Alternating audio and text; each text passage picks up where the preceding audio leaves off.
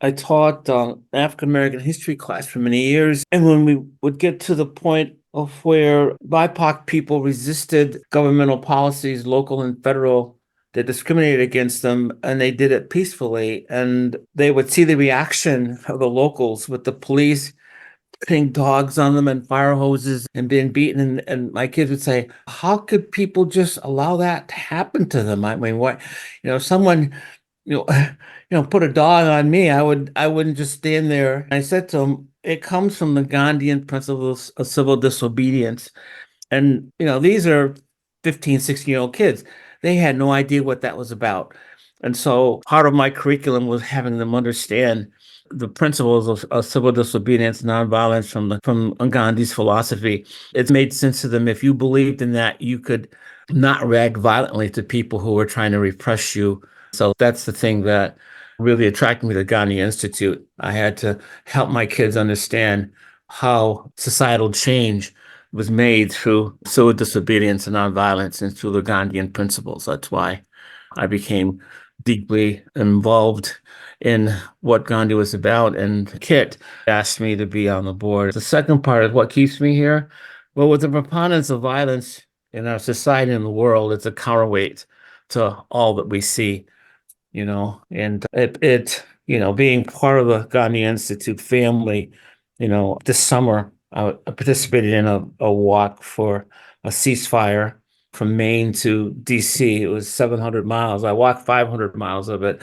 And it really was sort of like, as you're walking those miles, being in solidarity with other people, that's the thing that really keeps you walking every day to let the world know there's another way to solve our problems and let the world know, the group of people, a couple hundred of us, our statement to the world that we didn't accept the violence that was being perpetrated on the folks in Gaza.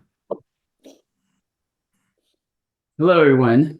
I'm Scott, and I was invited to join the board by Saabi and a colleague of hers at Galsano Children's Hospital, and I work in public relations. One thing I've done covering the stories of children who come through the hospital and covering the research created by our faculty is that we find that kids who are either victims or perpetrators of violence face lifelong trauma. It falls in throughout their life, the risk of PTSD and other effects. And so commitment to nonviolence is an important principle. And I'm very intrigued by the organization's mission, not just to promote these principles within communities, but also for social and political progress. Everyone I've met has been great thus far. So I think that is what's going to keep me here in addition to the mission. And I've just got here and looking forward to learning. So thank you. Hi, everyone. I'm Mikhaela Singleton, also one of the new members that Saabi was wonderful enough to introduce me to the Institute and get me involved as a journalist. I worked for News 8 on the morning show. What attracted me to the Gandhi Institute was the commitment to the duality of providing opportunities for nonviolence for our kids and sustainability. I actually run a weekly series about outstanding kids.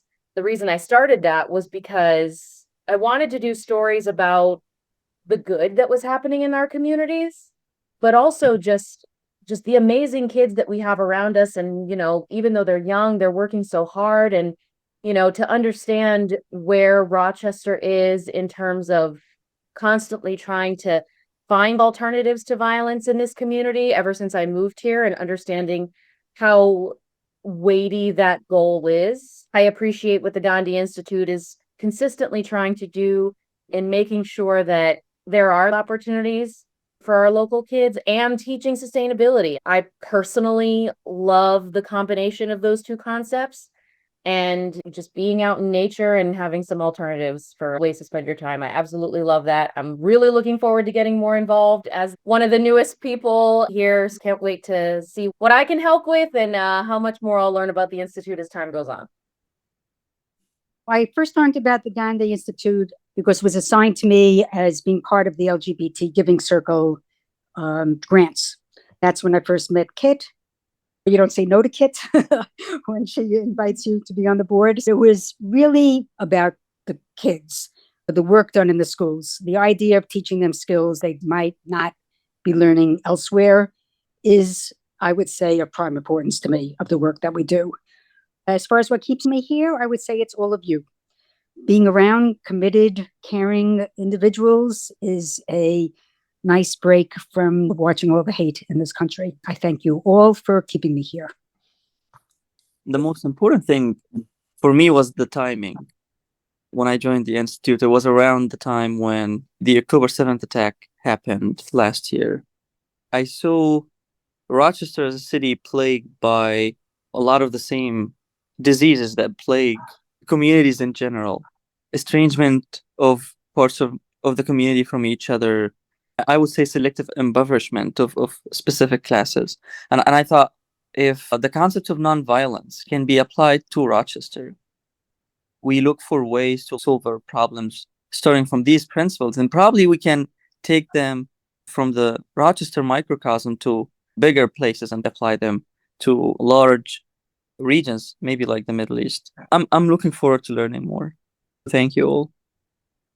My journey with Gandhi Institute started in 2020. I was pretty disturbed about the violence and the racial injustice that was around us in 2020. I was looking to be a part of the solution, and I was seeking how can I be more involved to make a difference. I found Gandhi Institute and I was surprised to learn that it was right in Rochester. So after a few talks, I knew this was going to be the right place. And then once I was been here now, it's almost 4 years, I think.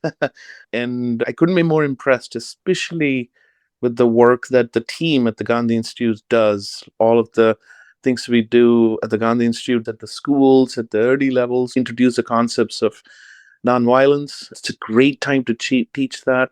And I've learned a lot during this process myself. So that's what keeps me, the purpose, the 4 pillars, the sustainability, the racial injustice, supporting racial justice. It's been great. The other thing, obviously, is the team here, the board.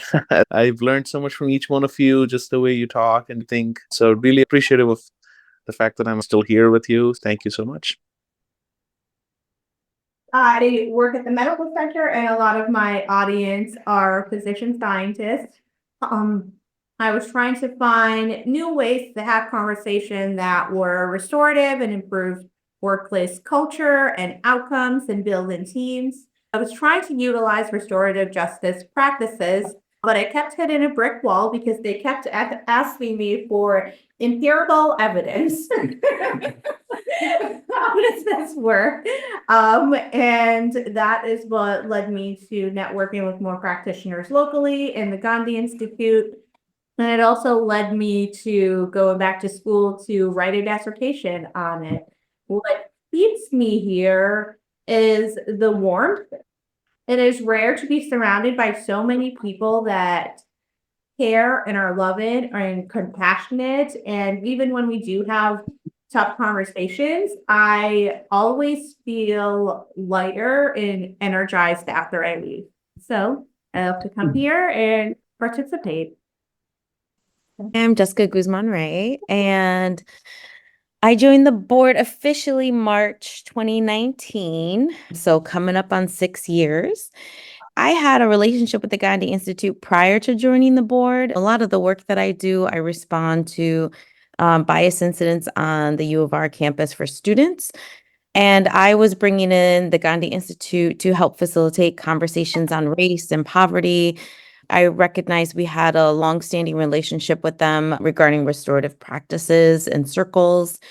And I wanted to delve deeper into that work and expand into the community. I had a working relationship with Gandhi Institute, and then I wanted a personal relationship. I thought my talents could be helpful in some capacity. And I stayed because it was a really tumultuous time. Then COVID happened, and I watched how the Gandhi Institute took their practices and expertise online and was still able to meet the needs of the community, but then had a broader reach during COVID. They were able to bring in people from Seattle, from London, from like there was just so many people from around the world tapping into the services of the Gandhi Institute because of the Zoom services. We were able to meet virtually. And then I stayed, I think similar to Annette, it's the people. The board, the staff just has been a really positive experience. And it's definitely different than other board experience I've had where we don't always spend this much time on check-ins and making sure as humans that everybody is in a good spot. So it has been a joyful ride.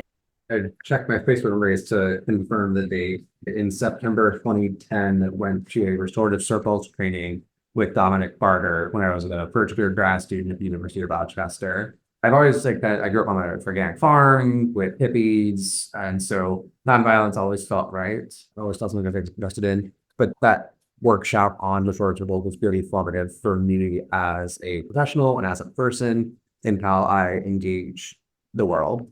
I was on the Gandhi Institute mailing list even after I left Rochester. And so Gandhi was always in my mental space, even when I was in St. Louis or Connecticut or Delaware. Until like, oh, so I moved back to Rochester. In 2022, I did a board training program at the United Way. Through that, I saw that Jessica was on Gandhi. I was like, oh, I'll look up Gandhi Institute. Like, that's interesting. I'm curious. Like, oh, you're a campus colleague. I should get to know you. You seem like a cool person. Let me call. And Jessica was like, hey, fun fact. We got the spot for this. And so I was like, oh, cool. That was not my intention. He just wanted to like talk to you about being on a board. And then Joel, I was like, oh, people just like are shiny and love this. So that's what got me here. Keeping me here, I think many of the same pieces that folks have talked about, the staff, the board, are all like gentle, caring, yet thoughtful folks that I really enjoy connecting with. I think some of it in a similar vein, the past couple of weeks have not gone a week without some kind of message about nonviolence community in my life, whether through work conference or the Dr. Tutor work conferences, kids book signing, things with my children. And so the season of nonviolence in my life, I think is like, it just feels right to be part of this space. I was first attracted to the Gandhi Institute by participating in a workplace training that Kit delivered for our group of colleagues. And Kit originally came in helping us to think about conflict skills, how to work with different stakeholders who maybe don't see things the way that we do, but we need to work through and with these stakeholders in order to make change. And it was so wonderful to receive the learning, but more than that, the brief presentation and overview that Kit gave of the Institute afterwards, it was like just like lightning bolt within me. This is the community that I want to be a part of. This is the place that, being that I had just moved here from Seattle, really didn't have a lot of friends yet or people that I knew. I was like, this is where I want to focus my energy because they're doing great work.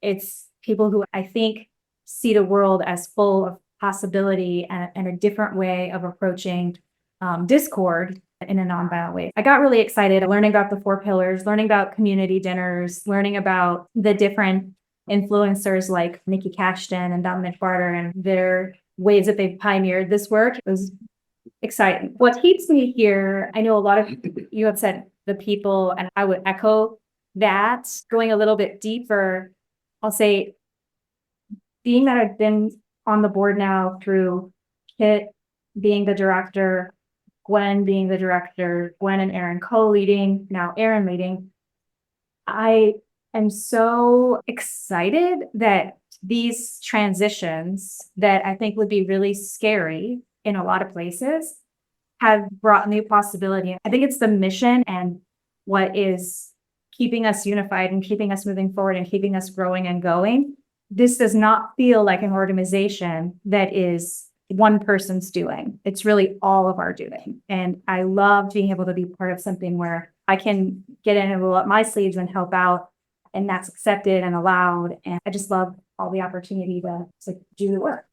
I originally joined the Institute at a point in time when I was trying to decide how I wanted to use my schooling and life experience. I just finished up my studies in accounting, and I had also undergone a restorative justice process a couple of years prior. I met Kit, we got into conversation, and I came on board in an accounting clerk function. Business manager was the original role.